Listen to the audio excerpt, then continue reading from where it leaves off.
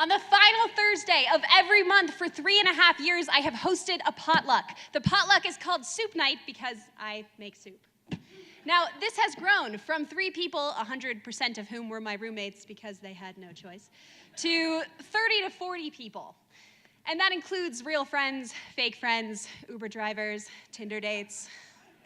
I estimate that at this point, I have spent close to $2,000 feeding just a bunch of randos. But before you start to think that I'm some domestic Betty Crocker goddess, let me tell you, I once set a microwave on fire trying to cook a sweet potato. Do you know how easy it is to cook a sweet potato? 90% of the time I love soup night, but 10% of the time I'm just wine drunk in the corner yelling at my friends to do the dishes.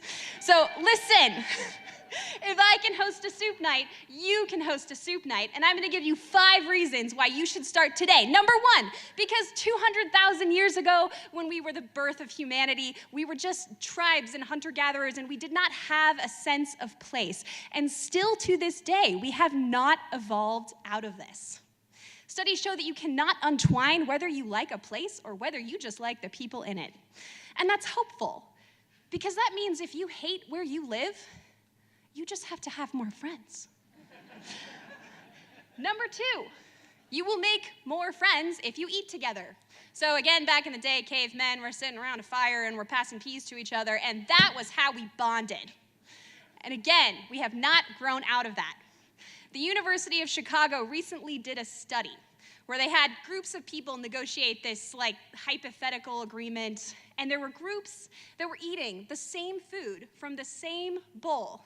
And those groups negotiated that agreement twice as fast as groups who negotiated while eating different food from a different bowl. That's a great reason to take me out to pizza if I'm ever your boss. Number 3, because over 50% of Republicans and Democrats today say they have few or 0 friends who are of the opposing political party. Now, at my potlucks, you will meet everyone from communists to libertarians, and no one has been shot yet. And I like to think that even though we don't talk about politics, as we go through our lives, at some point we will see a political party mocking the other and start to think less of other humans and more of Sarah and Andrew, who won the most recent chili cook-off. Number 4, because the suicide rate has risen 24% since 1999. And the number 1 factor is how isolated or lonely someone feels. On April 18th of 2013, my college roommate, David, got in a car and drove 9 hours to Wyoming and shot himself. The last conversation we had, I invited him to dinner with us, and he said he was busy. And I'm left with the question of what if I had asked a month sooner? And what if I had asked every month?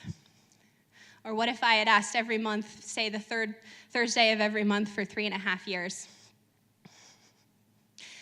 I share this story with his parents' encouragement, who wanted to tell you all you are much more loved than you know, not to make you uncomfortable or to dredge up old feelings for those of you who may be survivors, and definitely not to suggest that soup is some kind of undiscovered cure for depression, which is a physical chemical imbalance in someone's brain, but simply to say that you may not know, despite appearances, who in your life needs more warmth.